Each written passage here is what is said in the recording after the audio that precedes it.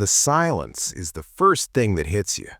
It isn't a peaceful silence. It's heavy. You wake up at 5:59 a.m. because your internal clock is hardwired to beat the traffic. Your body's pumping adrenaline for a fight that isn't happening.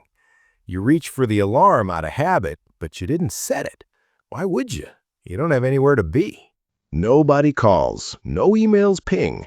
The machinery of the economy has decided it doesn't need your gear to turn today. And you're lying there, staring at the ceiling fan, realizing that the endless vacation everyone congratulated you about feels a hell of a lot like a waiting room. You've been retired for what, 6 months? A year? And you're starting to realize they lied to you. They gave you the cake and the handshake, but they didn't give you the instruction manual for the void that comes after. You were facing the Sunday night blues, but it's Tuesday morning. You're learning 5 very hard lessons right now. We're going to talk about the money panic. Oh yeah, I know you're sweating looking at that bank account. But first, we have to talk about the trap you walked right into because you were terrified of being bored. Lesson number 1. You tried to replace your job with another job that pays you $0. You felt useless. That's the word gnawing at your gut. Useless.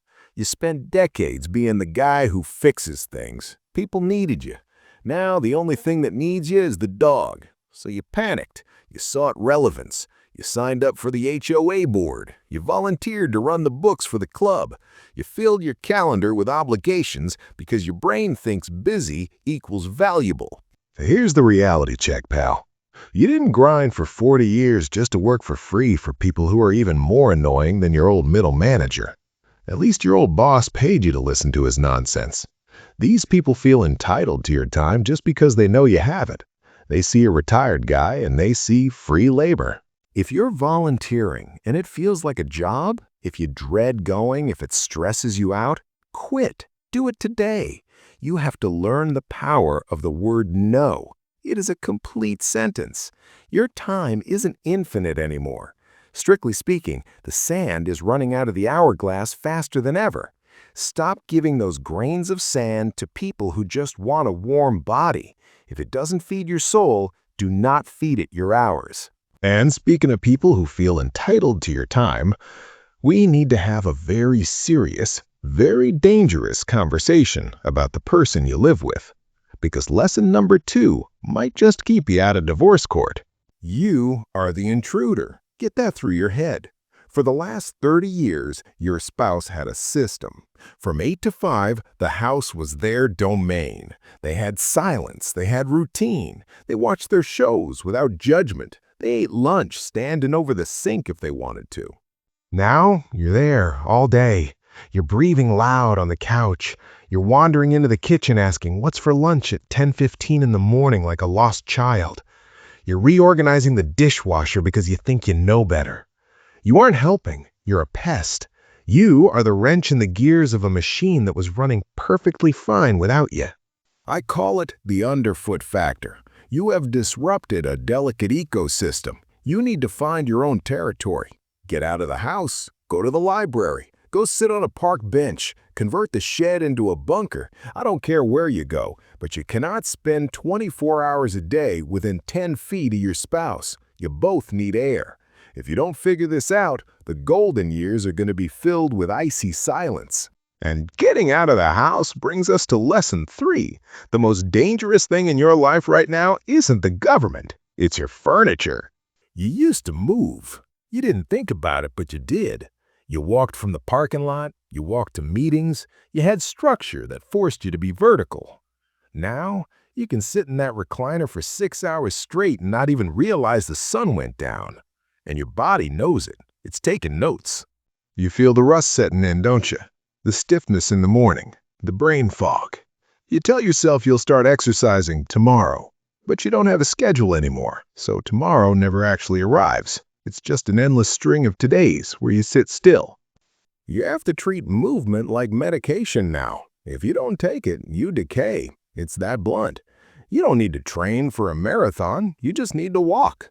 Get the blood moving from your legs to your brain before it turns to cement. The chair is a coffin. Every hour you spend in it is a shovel full of dirt. And stop eating like you're still stress eating at the office. Your metabolism retired 5 years before you did. You used to burn calories just by being anxious.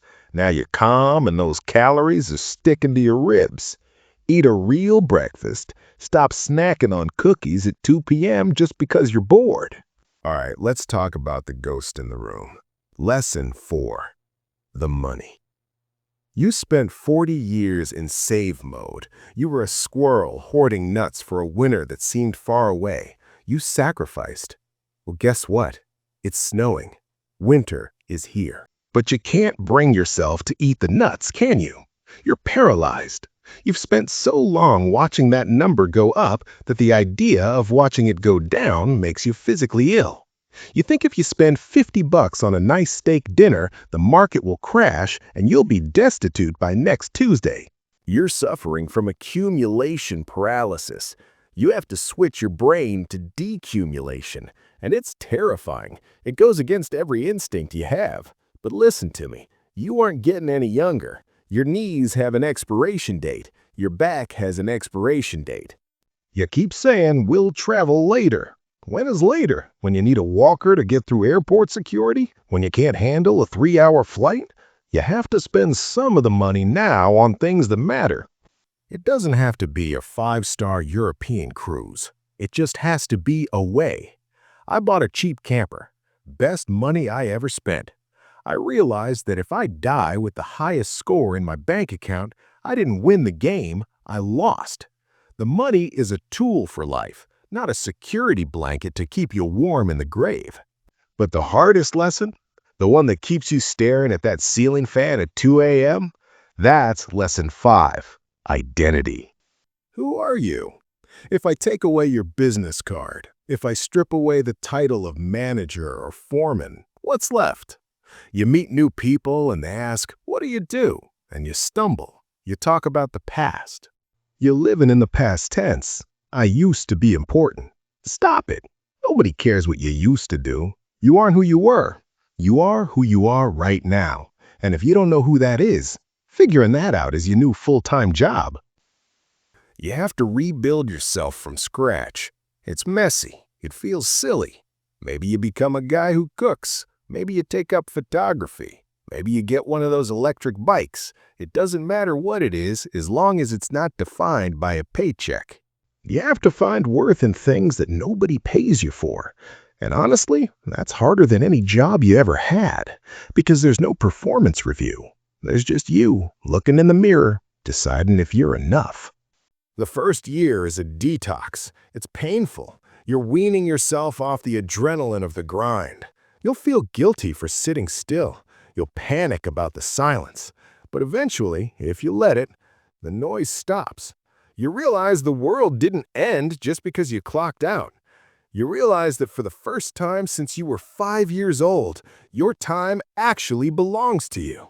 So stop checking the email that doesn't exist. Smash the alarm clock. Stop waiting for permission to live your life. You made it out alive. You won. Now go figure out what the hell you're supposed to do with the prize.